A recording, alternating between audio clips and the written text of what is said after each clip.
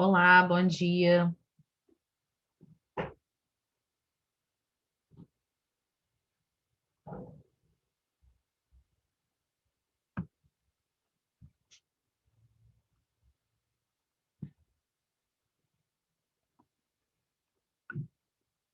Bom dia, moça. Vou começar a colocar Caetano Veloso para tocar, hein?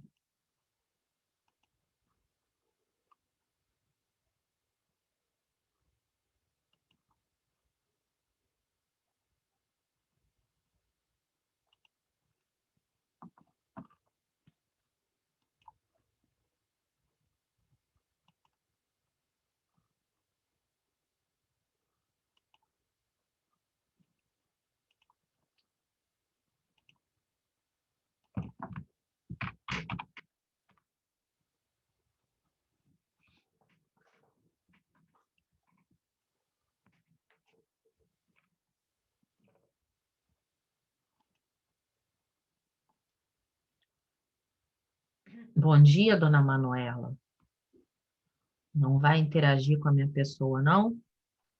Desculpa, professora. Bom dia. Já estava preparando aqui para botar Caetano Veloso.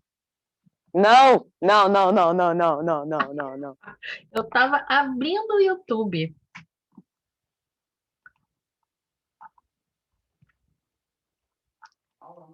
Cadê a Não, turma? não.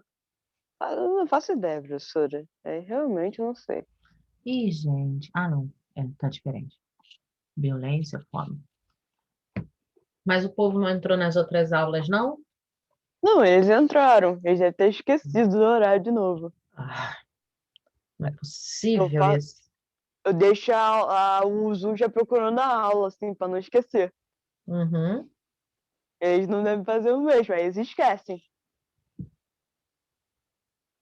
Você está no grupo da turma? Não. Hum.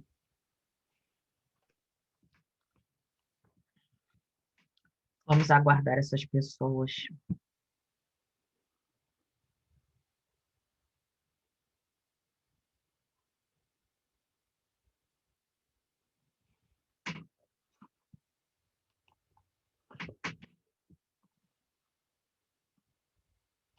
O pessoal deve ter visto que o assunto é meio trash, aí não querem.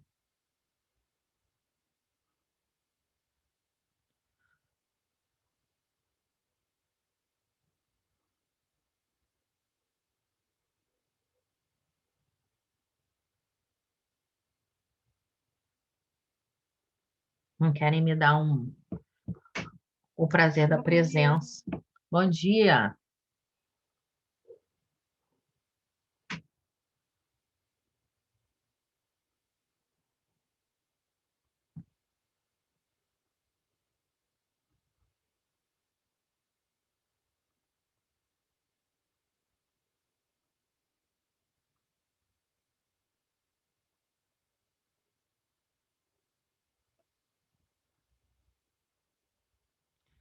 Vamos acordar a turma. Vitória está no grupo da turma?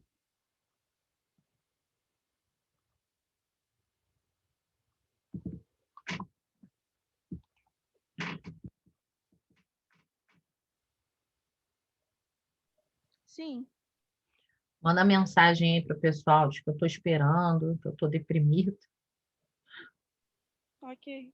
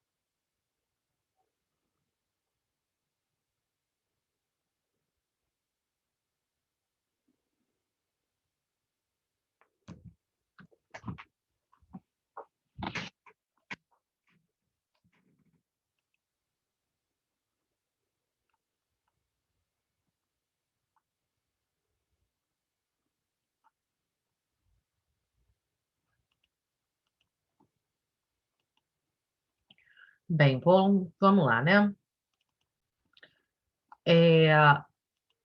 Ainda sobre a questão, nós estamos falando problemas mundiais, e aí, a cada semana, eu pretendo entrar em uma questão que está relacionada aos problemas mundiais.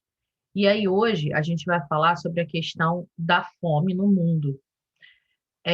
Tem muita gente que não acredita na relação da fome e que a fome existe. Tem gente que pensa que essa questão da fome ela é igual à questão do aquecimento global, né? Bom dia para quem está chegando agora. Bom dia. Pensa que essa questão da fome é tipo a questão do aquecimento global.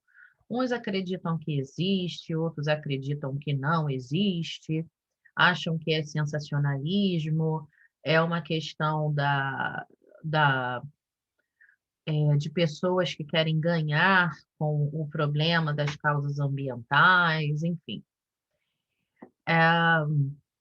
E aí, principalmente quando a gente fala sobre a questão do desperdício de alimento, né, a quantidade de alimento que é desperdiçada no mundo em um ano, é fácil até da gente entender por que que tem tanta gente que acredita que a questão da fome mundial é aí um papo para ganhar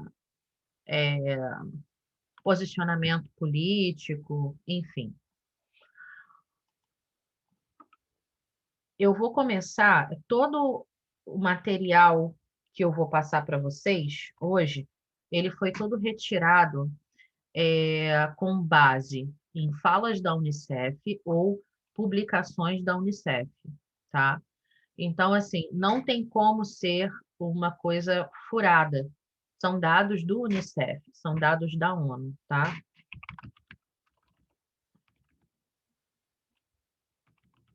Bom dia para quem está chegando agora.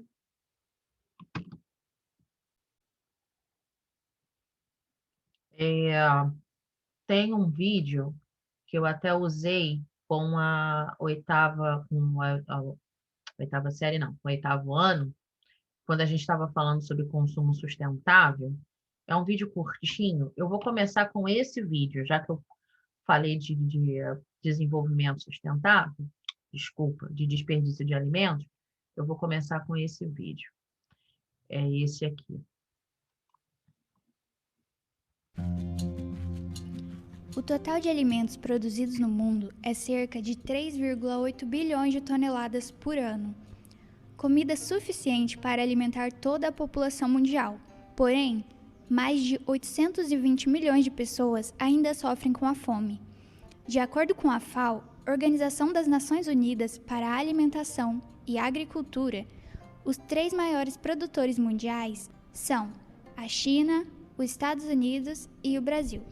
Aqui são produzidos cerca de 353 milhões de toneladas de alimento por ano, principalmente grãos, carnes, frutas, hortaliças, açúcar, cacau e café, o que corresponde a aproximadamente 9% da produção mundial. Mas, infelizmente, o Brasil também lidera a outra lista, a dos países que mais desperdiçam alimentos. Estamos entre os 10 primeiros, com 41 mil toneladas de alimento indo parar na lata de lixo todos os anos. E juntos, todos os países do mundo jogam fora impressionantes 1,3 bilhão de toneladas por ano.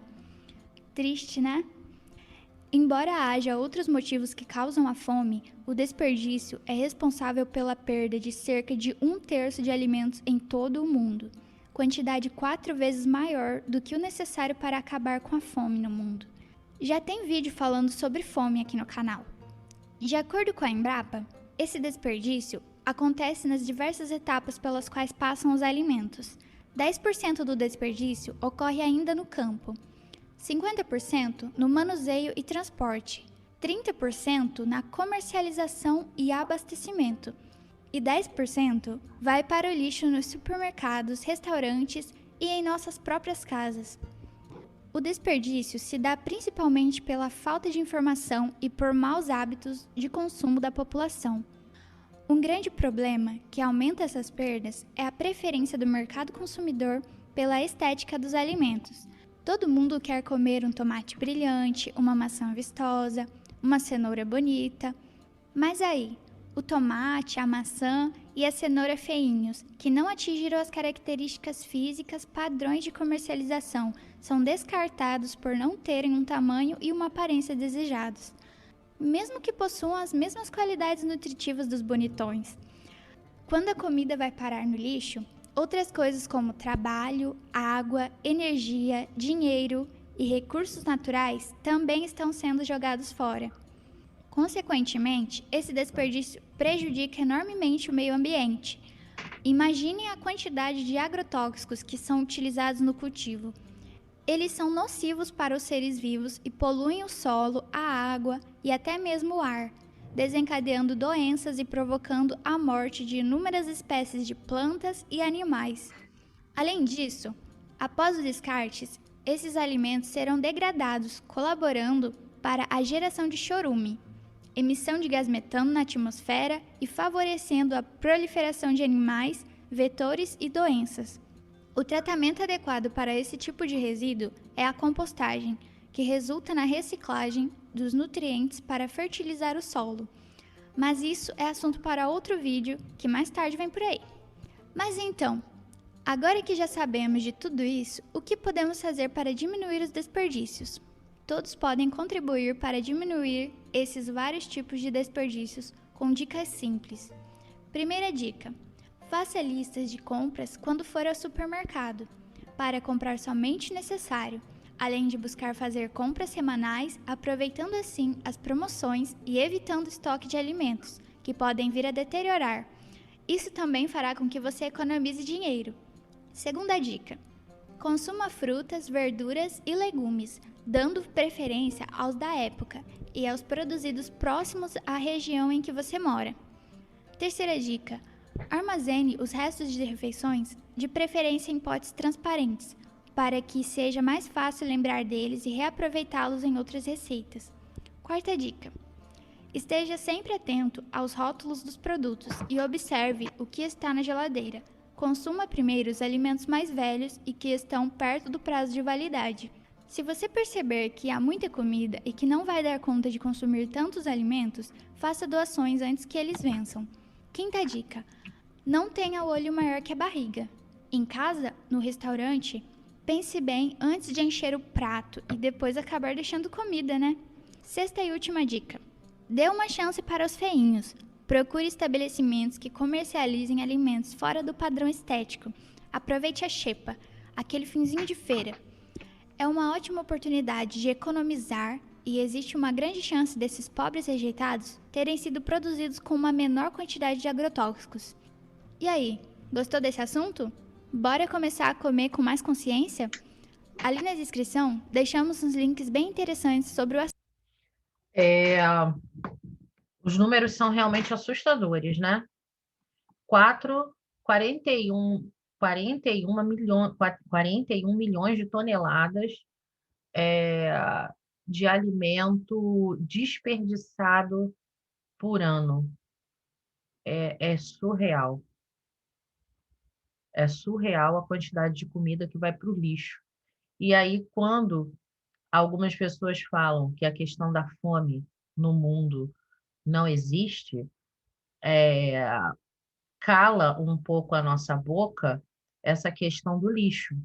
Só que, enquanto o Brasil é o terceiro maior produtor de alimento do mundo, você tem uma má distribuição nessa questão da produção, porque você tem países que chegam praticamente a não consumir, a não produzir nada, ou produzir apenas para subsistência, né? Essa é a questão.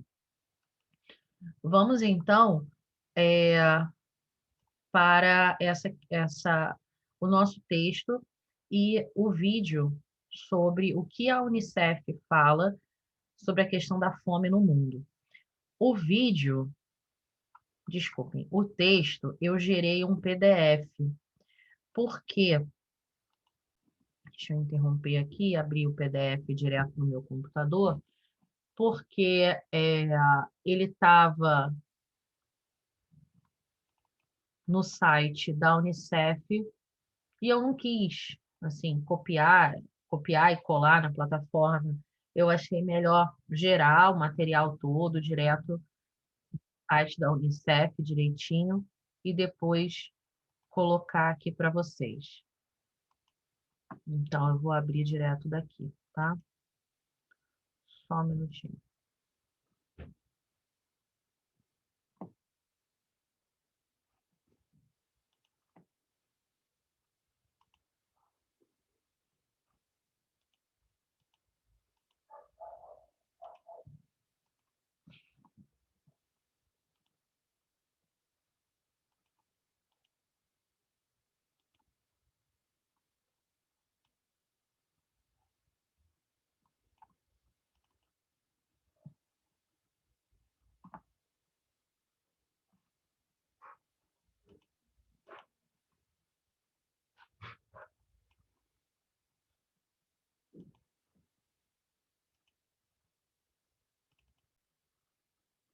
Pronto. Aqui está o documento. Aí eu fiz como se fosse uma impressão, né? Então, esse é um comunicado à imprensa que saiu em julho de 2020, né? Vai fazer um ano. E ele fala sobre a questão do aumento da fome durante os primeiros meses da pandemia. É um texto longo, tá? Não é um texto pequeno, mas que ele retrata muito, muito bem o que está acontecendo no mundo e os milhões de subnutridos que estão aparecendo por conta da pandemia, tá? Deixa eu colocar aqui primeiro o vídeo. Acho que vou ter que interromper aqui. Muita calma nessa hora. Plataforma. Não coloquei o áudio. Ah, coloquei, já estava marcado. Geise, você está enrolada hoje? Sim, um pouco. Vamos lá.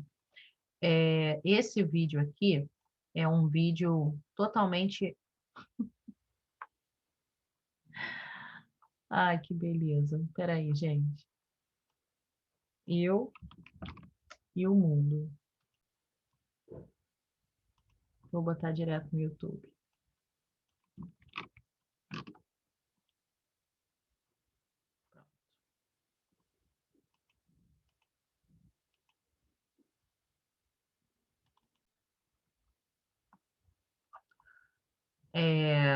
É um vídeo feito a partir da análise daquele documento, tá? Vamos mostrar a pesquisa Unicef e Ibope. Foram feitas duas pesquisas, uma em julho e outra em novembro, que foi divulgada em meados de dezembro. Ela mostra exatamente o aumento da fome no Brasil. Então, vamos colocar os dados aqui para que vocês possam ver e a gente possa comentar um pouco essa pesquisa. O que estamos assistindo no Brasil, segundo essa pesquisa, é que houve o maior número de pessoas trabalhando, novembro frente a julho, e 55% dos entrevistados dizem que a renda diminuiu na sua casa. Entre os mais pobres e pessoas que residem com criança e adolescente, 64%. Né? Então, esse é um dado muito importante. Outro dado é o seguinte, esse dado aqui mostrando de outra forma que 55% significa 86 milhões de brasileiros que sentiram a redução da sua renda. Né? E vendo esse dado desagregado por renda, por classe social, por renda, você vê o seguinte: em geral, 6% dos brasileiros relataram que perderam totalmente a renda, 18% mais que a metade, 31% pela metade e 41% menos que a metade. Se você for pegar até um salário mínimo, esse percentual, quem recebe até um salário mínimo, R$ 1.000 e poucos, esse percentual de quem perdeu totalmente a renda foi de 15%, mais que a metade, 22%, pela metade, 35%. Entre aqueles que são mais ricos, mais de 5 salários mínimos, 66% dizem que menos que a metade. Então, fica muito claro aqui os problemas que estão ocorrendo. Houve também uma maior menção a alimentos industrializados e refrigerantes durante a pandemia. 54% relataram que os hábitos alimentares mudaram dentro de casa. Em julho, isso era 49%, que esse percentual se acelerou. Essa alimentação, basicamente, industrializados e refrigerantes, é uma alimentação não recomendada e muito à base de açúcar e que não fortalece as pessoas. Aqui você tem um dado que eu acho que é o mais relevante, que desde o início da pandemia, cerca de 20,7 milhões de brasileiros, 13%, deixaram de comer porque não havia dinheiro para comprar mais comida, certo? Então, isso significa que isso afetou mais os negros, 17%, e menos os brancos, 10%. Mas se você olhar aqui por classe social, você vê que a classe D e E atingiu 30%, e a classe C, 14%, quer dizer, é muito grande. E na divisão regional, isso atinge muito mais o norte, é muito mais atingido. E as crianças também sofreram esse impacto. 5,5 milhões de brasileiros, 8% deixaram de comer, então passaram fome. Na classe D e E, isso representou 19%, e até um salário mínimo, 21%. Agora, se a gente for falar sobre educação, vamos dar dois dados que eu acho que são os mais importantes, 54% dos brasileiros afirmaram que a criança e adolescente que reside com eles voltarão às aulas quando eles terem certeza que não vai haver risco de contaminação. Então, a maior parte das famílias brasileiras não quer. Essa questão que ele fala aqui, com relação à criança que deixou de comer, a gente tem uma relação direta com as escolas públicas que oferecem alimentação para as crianças. Porque tem criança que só come quando vai para a escola. Faz a primeira refeição do dia na escola, às vezes faz a segunda refeição do dia na escola, porque tem escolas que dão o café da manhã e o almoço antes de ir para casa, tem a escola que dá o almoço e o lanche da tarde antes de ir para casa, se a criança estuda à tarde, por exemplo, e tem criança que só come na escola. E não tendo a escola para fornecer essa alimentação, imagina que assim, um saco de arroz de 5 quilos, por exemplo, a pessoa que faz a comida em casa não conta com o almoço diário daquela criança. Então, o saco de arroz rendia muito mais. E aí, num determinado momento, passou a contar, com mais uma boca para comer. E aí, o saco de arroz acaba acabando mais rápido, Então, chega num momento que simplesmente não tem comida. E aí, quando a gente vê na televisão essa questão do auxílio que as prefeituras e o governo do estado ficaram de dar para que a criança tivesse esse valor da merenda. Esse valor não estava sendo usado para comprar a merenda, porque a escola está fechada. Então, vamos reverter esse valor numa bolsa auxílio para que as crianças possam comer em casa. Essa é a questão. É um dinheiro que está lá, provisionado, para a alimentação daquela criança na escola, que não vai ser utilizado, e aí faz o quê? Cria uma cota para que cada um receba um pouquinho desse valor.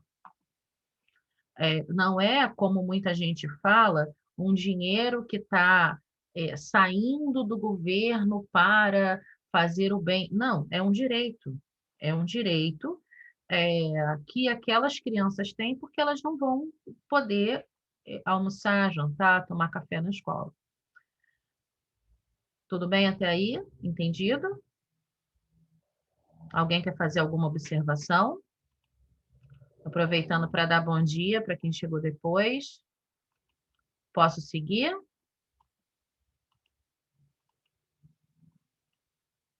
CDIE, isso representou 19%, e até um salário mínimo 20%, com eles voltarão às aulas quando eles terem certeza que não vai haver risco de contaminação. Então, a maior parte das famílias brasileiras não quer a volta à aula sem vacina ou com medidas que garantam a proteção da criança. E, a nível de tarefas, atividades escolares que recebem 5 dias por semana, houve uma diminuição. De julho para novembro, caiu de 63% para 52%. De acordo com a pesquisa, menos da metade recebeu alimentação na escola, ou seja, 42% deixaram de ter acesso à merenda escolar. E entre as famílias mais pobres, esse percentual chegou a 58%. E aqui você vê o detalhamento das atividades e das tarefas escolares na última semana, que você vê essa diminuição e o número de horas que elas se dedicaram às atividades escolares, né? Então, basicamente, essa é a pesquisa. Quer dizer, o que eu acho que é importante a gente sublinhar a questão da miséria, né, da fome, que esse dado mostra muito bem o aumento da fome no Brasil, e isso é muito preocupante porque nós assistimos esses dias os últimos pagamentos do auxílio emergencial, que atinge 48 milhões de brasileiros, que vão deixar de receber esse auxílio, e, obviamente, a fome vai se ampliar no Brasil.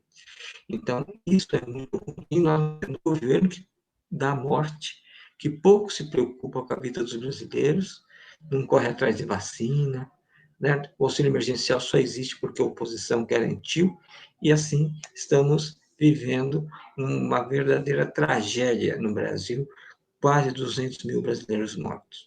Então, essa é a situação que estamos vivendo.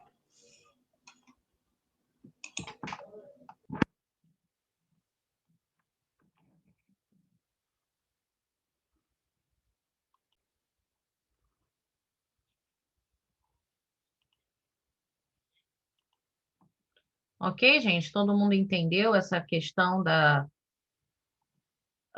pesquisa da Unicef, da fome, e para que isso serve?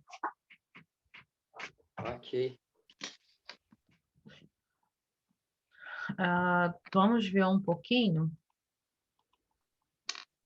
desse texto que eu peguei. Compartilhamento hoje está bem... Aqui. Vamos lá. O que se entende como subnutrido? Subnutrido é aquela pessoa que não se alimenta adequadamente com todos os nutrientes, né? Não faz a nutrição necessária, não recebe, sabe quando a gente come um doce, um salgadinho, né? Um iogurte, aí vem aqui atrás, assim, né? Informação nutricional. Aí vem escrito assim, valores diários. Eu estou lendo aqui um rótulo de um negócio que eu comi ontem, estava aqui na lixeirinha, eu falei, ali tem. Eu sei que eu ontem estava vendo isso aqui. Valores diários de referência com base em uma dieta de 2.000 calorias. Aí, se os valores diários podem ser maiores ou menores e tal. Aí, esse negocinho que eu comi aqui, que é uma castanha de caju, aí vem lá. Ah, carboidrato. Ele tem 4,7 gramas, ou seja, representa 1% do valor diário que eu preciso por dia, né? Proteína, 4% do valor diário e por aí vai. Então, a gordura monoinsaturadas, gordura trans e gordura polissaturada. Aí, por exemplo, essas monoinsaturadas, a gente não precisa de nenhuma delas, dessas três, na nossa alimentação. Aí, essa tal da monoinsaturadas, ela tem 3 gramas, né? Ou seja, é maior do que o valor de proteína que tem nesse negocinho aqui. A gente fica vendo isso aqui, daí se você está um pouquinho acima do peso, você já começa a se sentir culpado, né? Porque você comeu a gordura, você comeu 3 gramas de gordura de que você não precisa comer no dia. Enfim, esse tipo de gordura, né? Que não é uma gordura natural, enfim. Então, mas baseada nessa tabela nutricional, os subnutridos, eles são as pessoas que não recebem a alimentação necessária e correta e balanceada, né? E aí, por que que é importante dizer isso?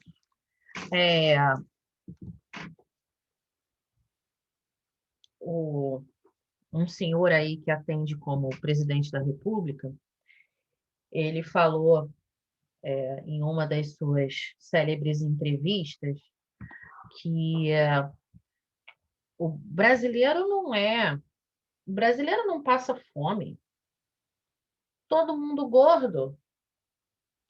Olha aí, a maioria da população já está quase acima do peso.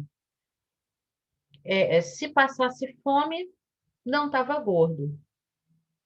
Aí a gente vai nessa questão do subnutrido. Às vezes, é mais fácil comer um salgado e um guaraná natural, o famoso bate-top, que custa, sei lá, R$ 2,50 na Central do Brasil,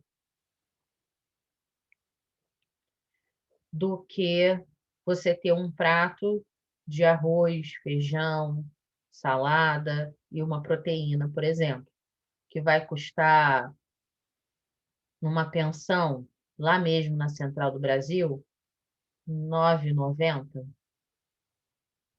mais ou menos. Quantas pessoas no Rio de Janeiro não têm R$ 10 por dia para poder comer? E fora que deveria, né, comer pelo menos 2 pratos desse por dia, um no almoço e um no jantar.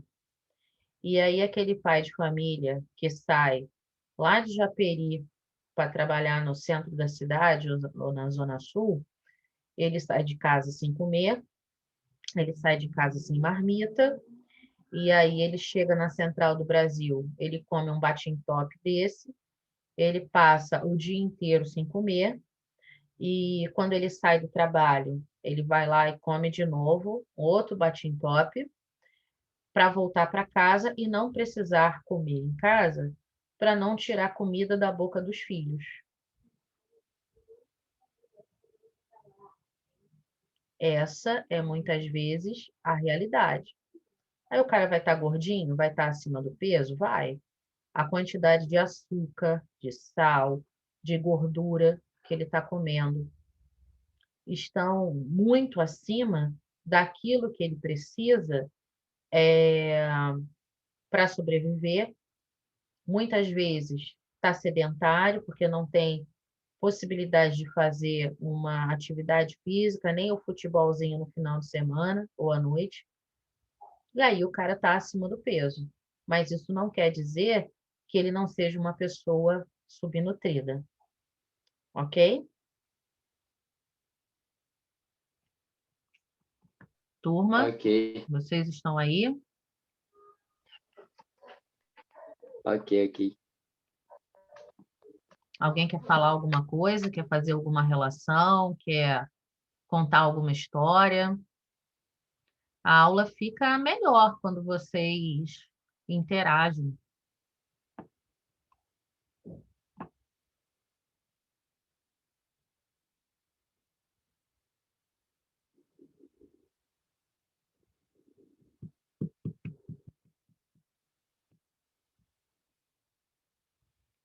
Bem, olha só, continuando aqui o que o texto diz para a gente.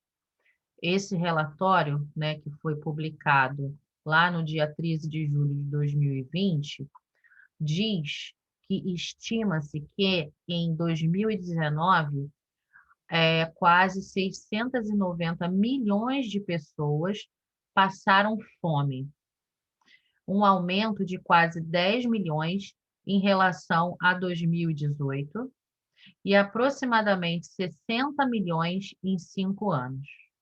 Ou seja, o número de pessoas aumentou cada vez mais.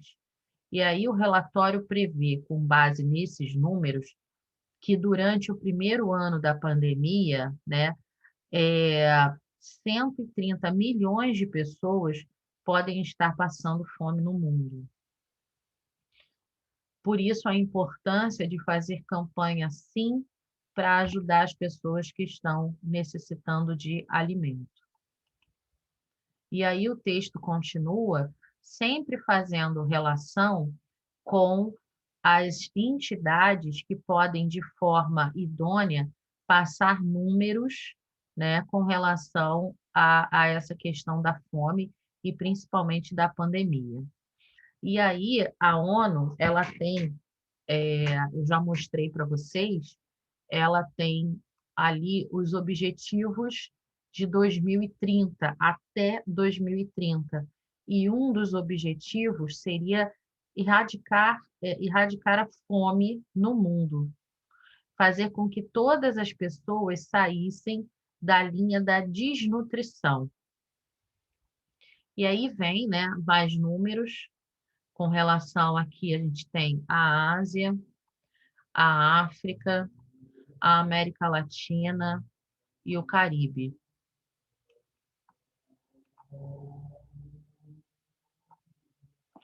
E aí, quando a gente pensa assim, na África é o lugar que a gente mais tem. Não, a África ela é o segundo lugar. A Ásia é o primeiro lugar em pessoas em condição de desnutrição. Aí fala, com relação à pandemia, muitas pessoas que passaram a linha de subnutrição com a Covid-19, muito também. Professora, Oi. mas por que a Ásia é o primeiro país, é o primeiro lugar que tem mais índice de fome? Maior índice de fome? Porque a Ásia, em comparação à África, deixa eu ver se eu acho aqui um mapa mundi. A África com relação, desculpa, a Ásia com relação à população, deixa eu botar aqui, população dos continentes. Ela acaba sendo mais populosa que a África. Por isso que a gente tem mais pessoas passando fome na Ásia. Achei aqui um número. Espera aí que eu já mostro para vocês. Onde é que está? Vou mostrar minha tela. Pronto. Aqui, tá vendo? Olha, em questão de população, a Ásia, 4,5 bilhões. Depois, a África, 1,2 bilhões. A América, aí, né, contando o continente todo, 1 bilhão. Europa, 370 milhões.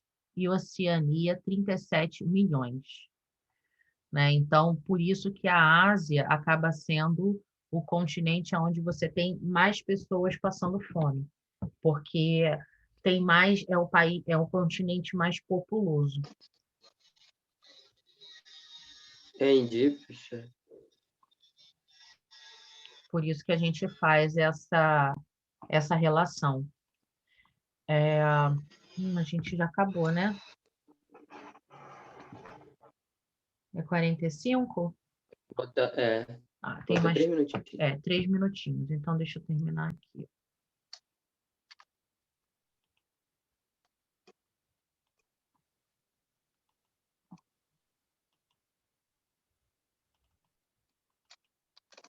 Então, aqui, tudo na pandemia aumentou de preço. E aí a gente tem a questão da produção. Tudo ficou mais caro. Voos que foram interrompidos, navios que deixaram de circular por conta da pandemia, principalmente o ano passado, onde as medidas sanitárias ainda não estavam tão acertadas, né? E ainda a vacinação ainda não tinha começado de forma tão efetiva, muitos países deixavam de receber produtos. E aí o que tinha para vender era supervalorizado.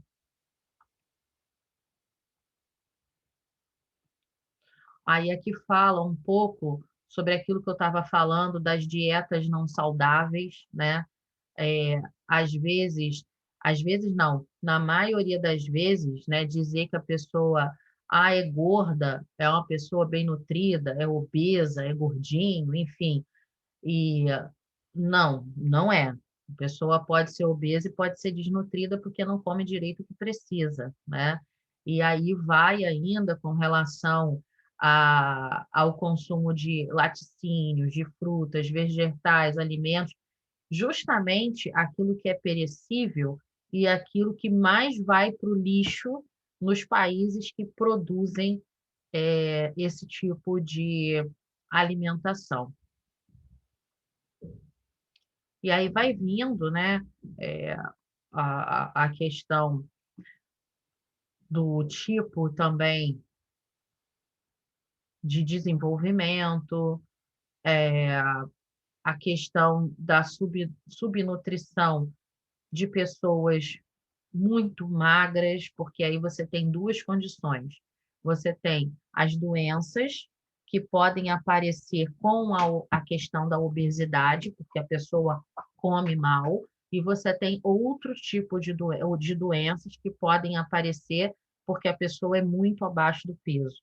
E aí isso já vira muito mais que uma questão social, uma questão de saúde pública, porque você tem pessoas que estão com comorbidades e que aí se tornam pessoas na pandemia, por exemplo, que estão mais suscetíveis a pegar o vírus e ter aí uma evolução muito ruim, né? E vai, assim, o relatório é bastante interessante para quem está a fim de fazer nutrição, para quem gosta de trabalhar com estatística, ou mesmo as questões sociais, relações internacionais, tudo isso aqui é importante, tá? E é um relatório que foi escrito justamente para gerar conteúdo para a empresa, para a imprensa, né? Para que a imprensa também pudesse se voltar os olhos e perceber sobre quais são as questões, além de vacina, além da própria questão do vírus em si da pandemia, as consequências da pandemia, tá bom? Então, a gente terminou aí mais um assunto e na próxima semana a gente entra em mais um problema, né, dentro dessa linha aí dos problemas mundiais. Tá bom? Tá bom. Beijo para vocês, tchauzinho, fiquem com Deus. Beijo, tchau. Tchau, tchau, obrigada. Já ia falar Duda, Maria Eduarda. Tchau, tchau.